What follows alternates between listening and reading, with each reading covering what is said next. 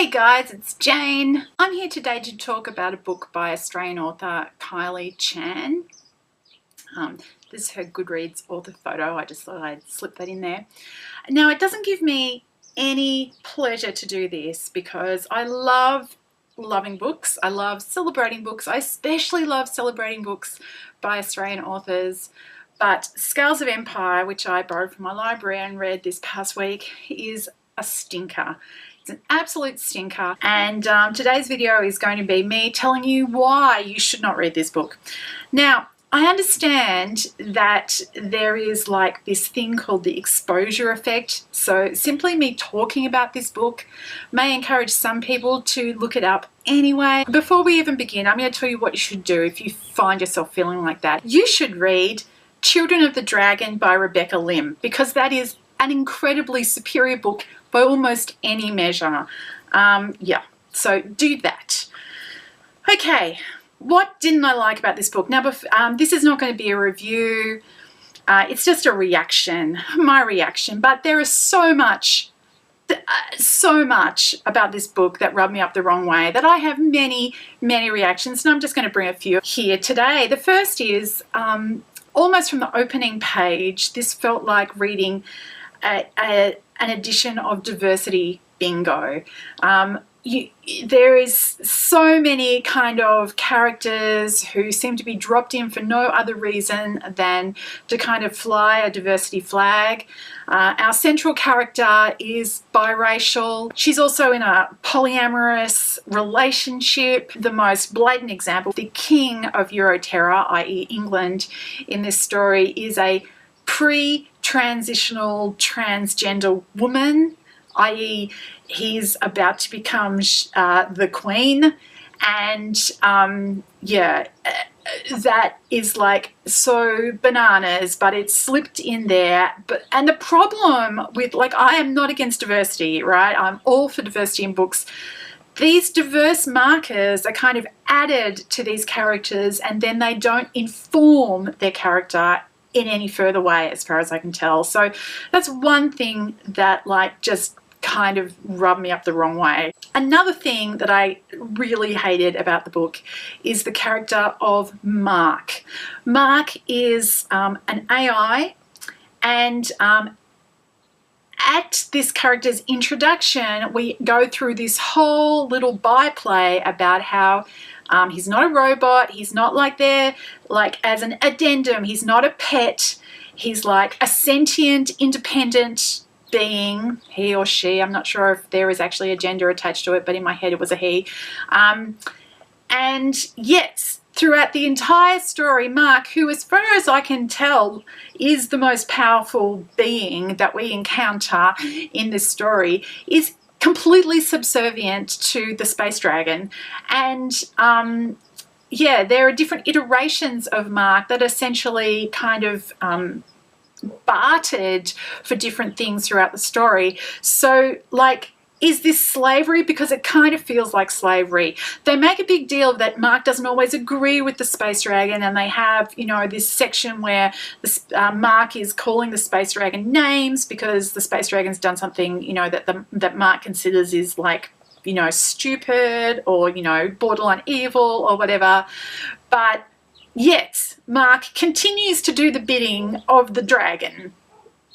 Like, why? What is going on with that? That doesn't make any sense. Like, if this is an independently sentient being that has its own opinions, why is it doing nothing except serving this dragon and the people that the dragon kind of sells it onto? No. My biggest issue with this book is all the stuff about sex. Not that it's kind of written, anything's written in a kind of titillating way or anything. That's not the problem. If this book is about anything, it's about sex. It's about the reproductive colonization of the human race and many other races throughout the, you know, universe by these space dragons, which there's a big reveal about like towards the end. So if I've spoiled anything for you, I'm really sorry, but I really shouldn't have, because you should not be reading this book. There's so much conversation about sex in this book. As I said, our main character is in this polyamorous relationship.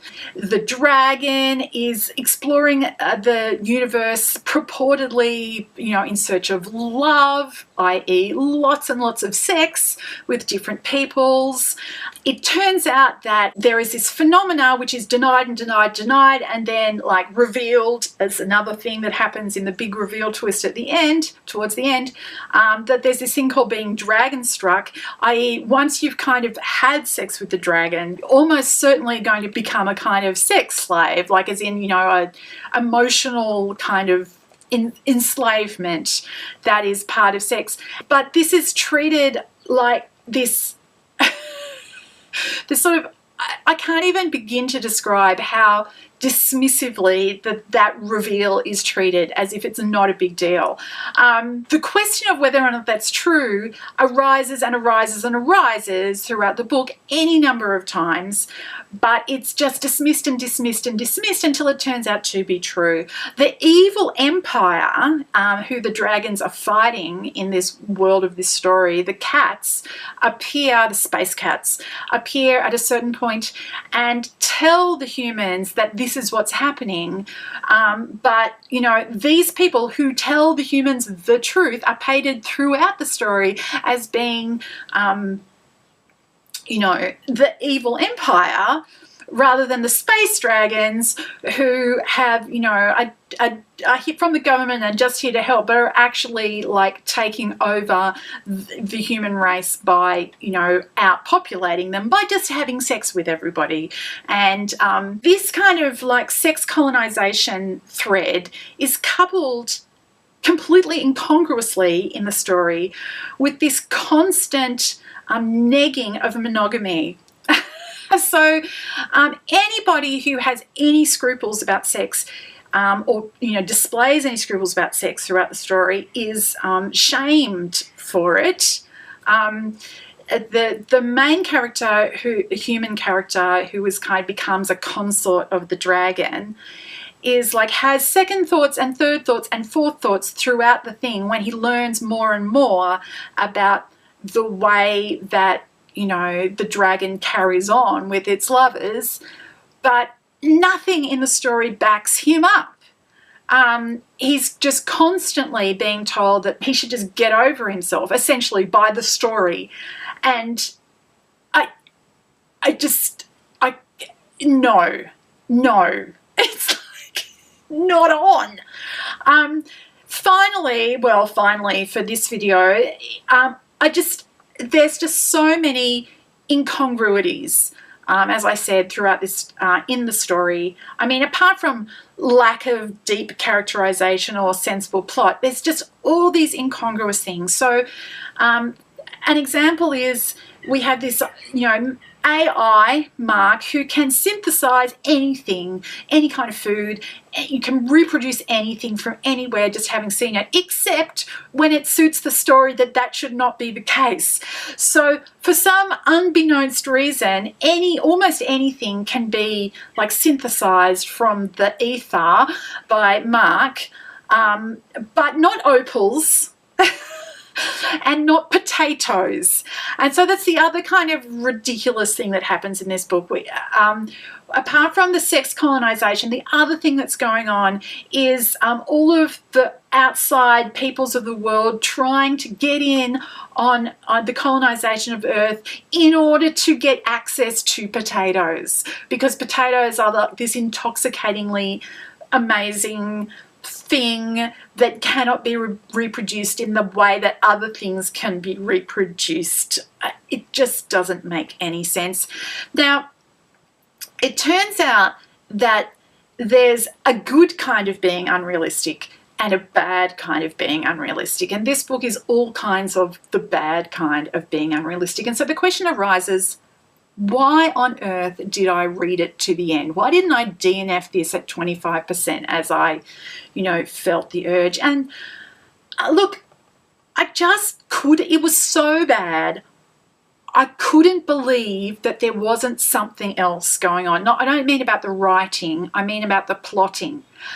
The plot was so incomprehensibly like didn't make sense, that I assumed that there was going to be a twist or a reveal that would change it up and would show that this thing that line that we're being fed was actually just like the first layer and there was something else underneath. Essentially, I just kept reading because I felt like I wanted it to succeed, even though all the evidence was pointing towards the fact that it wasn't going to. And as I said, there is a reveal towards the end of the book that says that all of the things that I was feeling at the beginning, that this surely can't be true and this other thing must be the fact, was true. But then when it's revealed, it turns out not to matter. So humanity realizes that they're being colonized by the space dragons who have them in sex slavery, but that doesn't matter. They're still going to fight alongside the dragons against the cats because why? Look, I was just so floored and gobsmacked by this book that I felt like I needed cathartically to come and tell you about it. But I'm just going to reiterate before I leave, please do not go and pick up this book. That would just be, you know, like cutting off your nose to spite your face. I wonder if anybody else has an experience like this, a book that was so bad, like the story was so incomprehensible that you didn't believe that that's what it was, that you thought that there must be something else behind it, and that you just held on long enough that would be revealed and it would pay back something of the pain that you'd felt at the beginning. Or am I just a sucker? But I guess maybe this experience is teaching me that I should, you know, DNF more freely. DNF more freely. It's the only way to stay sane. And I'm going to finish one more time by telling you Rebecca Lim's Children of the Dragon is a jolly good read. And if you're feeling like a dragonish read that one. Don't read this one. Anyway, I hope you're all well, and I'll talk to you later. Bye.